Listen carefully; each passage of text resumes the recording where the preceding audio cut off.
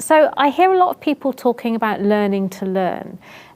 What is learning to learn, and is it possible to learn to learn? It's a very good question, and it's a very trendy thing to talk about.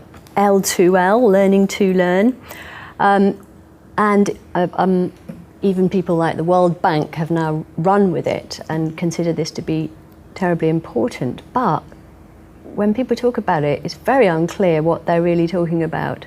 There are three phrases: learning to learn, learning how to learn, learning about learning. And in some ways they reflect the different purposes for learning that we were talking about earlier. So the idea of learning to learn, in its purest form, I would say, as an academic, is based on Kolb's famous cycle of active learning, which is do, review, learn, and apply. So the best way to learn how to learn is to do that. So it's to reflect on one's own learning and think, well, did that get me where I wanted to get to? And if not, what should I do differently next time? Now, in many classrooms, it's not very useful at the moment because all you have to do is memorise and regurgitate. So that's actually quite straightforward, and it's probably fairly meaningless in that. Well, you can be very strategic. I remember learning how to read the examiner's mind before I went into the exam, and I got very good at that. You know, the thing is that doesn't mean I was a good learner, and I think that makes a difference. So learning to learn, L2L, has sometimes been abused in the sense that teachers have tried to tell students this is how you learn to learn, whereas I think certainly constructivist educators would say, no, you can't tell someone how they learn best. That is the one area in school where actually the student always knows best. They know what helps them in their learning. What they need is a chance to talk about that, explore that, and find out for themselves what will help them better. So sometimes learning to learn, well, all of the terms sometimes have become a bit instrumental. Learning about learning tends to be more open, and at best, Chris Watkins's term is meta-learning. So that means learning about learning, as in metacognition means thinking about thinking. So meta-learning will be based on Kolb's cycle of do, review, learn and apply, and will involve many cycles of reflection. So people often use learning journals, and I believe that's something that you're doing too, where learners observe in detail their own learning. They think back about it, they look at how it progresses, and then they consider how they can make it more powerful for themselves. So at that level, I think it can be very transformational.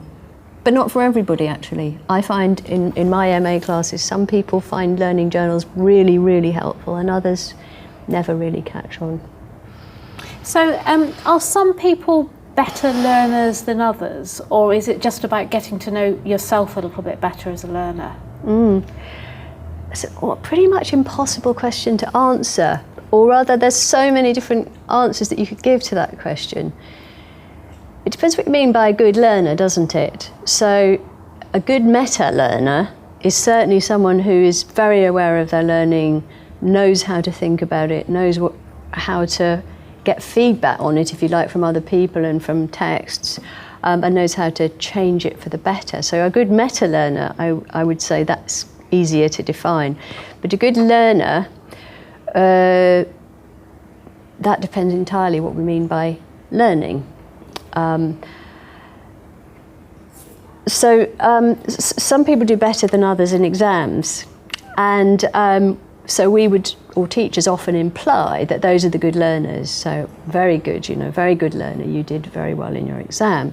However, what we know is that doing well in exams is a reflection of how well one learns, but it also reflects people's home backgrounds, their mother's qualifications particularly, their home situation, their social class, their wealth, their health, the school that they've landed up in, and their opportunities for networking.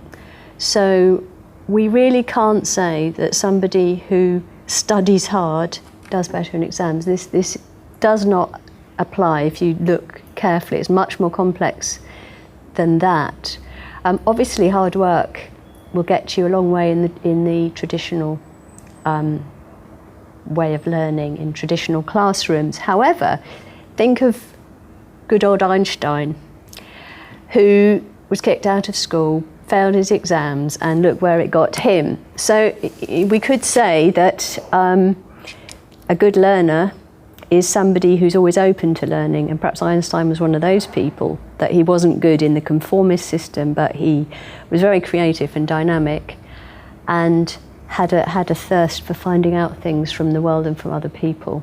So it totally depends what you mean by learning.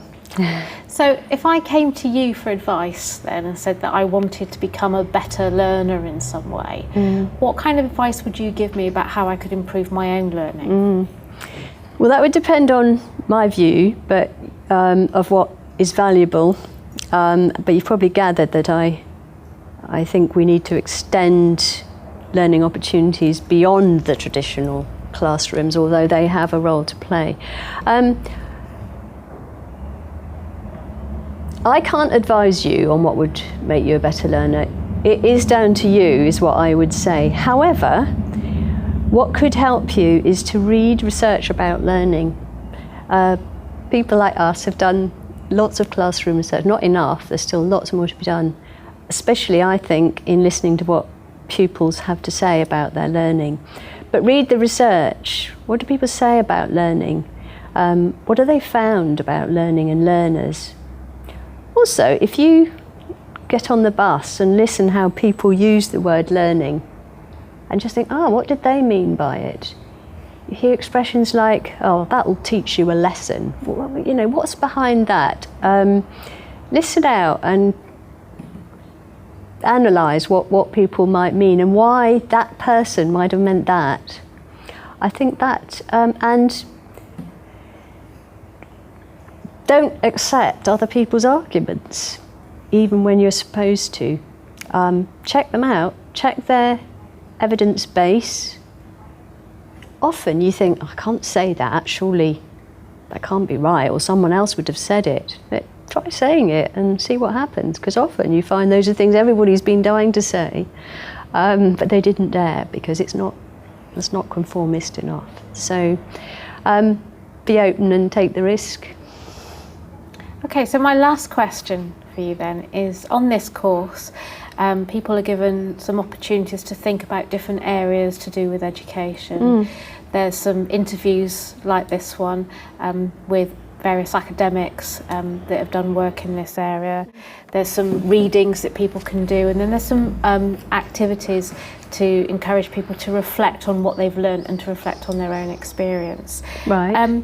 What advice would you give someone who's on a course like this about how they could get the most out of this course? From what I've gathered from people I've worked with who've done courses like that, is that to make sure you fully understand as best you can on your own whatever the input is, but then to discuss it with other people on the course, whether that's online or face-to-face. That seems to be where people really get the value out of courses like this. So they have the input and then they get other people's perspectives on it, and that can totally transform the way people see their own classroom and their own learning.